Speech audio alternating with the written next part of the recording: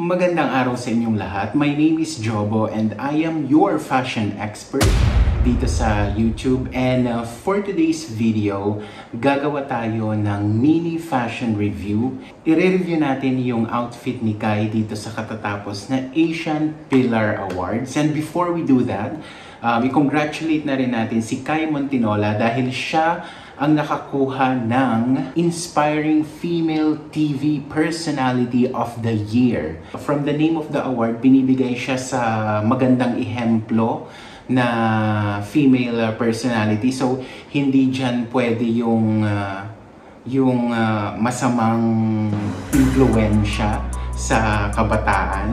Hindi yan pwede sa, alam mo yun, yung habang nagko-concert, nakadikit na yung hinaharap niya dun sa lalaki, talagang ginigil niya na ganyan, na parang dikit na talaga siya, na parang naka-mighty band na. Tapos hindi naman siya makapag-concentrate sa concert na pinapanood niya kasi patingin-tingin siyang ganyan sa paligid kung kinukuhanan silang nagyayakapan, no, kasama niyang lalaki sa picture. Para, alam mo yung magkaroon ng issue, mapag-usapan sila, tapos kapag tinanong ng mga reporter, uy, nakita kami sa concert, kayo na ba ni Blank? Sasabihin niya, ay, hindi po hindi po kami. So yun, hindi ganoong TV personality yung hinahanap nila. Kaya ang hinahanap nila is yung inspirational. Yung mai-inspire yung mga kabataan, yung mga tao na nanonood sa kanya to be a better person. Yung hindi nagpaparinig na kagaya ko.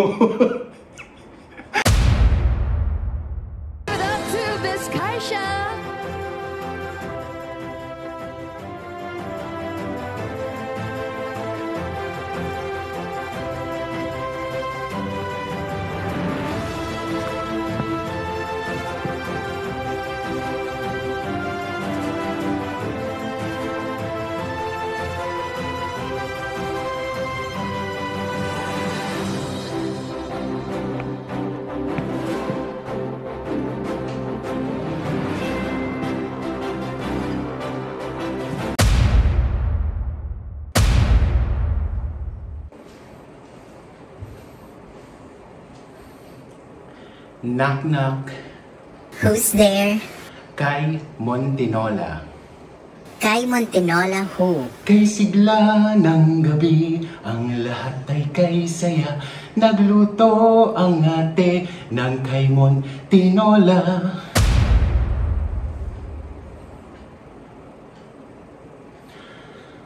I'm sorry, hindi nakakatawa.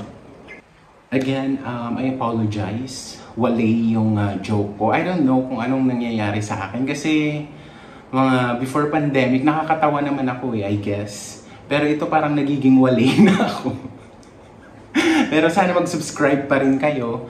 Gagalingan ko na lang sa mga susunod na videos. Now, going back sa ating agenda for today, as your fashion expert, my honest opinion dito sa suot ni Kai is okay naman yung suot niya. This is her first award, ano? This is her first award. So, parang kung ako yung magiging stylist ni Kai, mas memorable siguro yung ipapasuot ko sa kanya. So, siguro ito yung sa stylist ni Kai, ano? Parang napakadali ng trabaho niya, ano? She has a very beautiful canvas. Diba?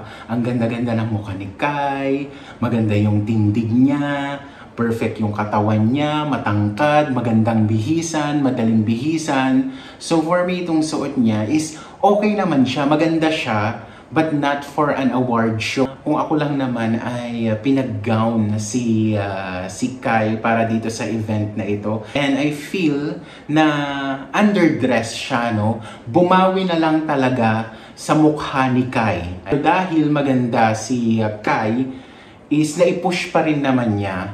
Pero sana, in the future, gusto kong makita si Kai na mas mag-experiment pa sa damit. Mukha talaga siyang Mama Mary, Ang ganda-ganda niya. So, kahit hindi ko masyadong type yung suot niya, is okay pa rin naman. Yun lang. Bye-bye! like and subscribe and share kay Sigla ng Gabi.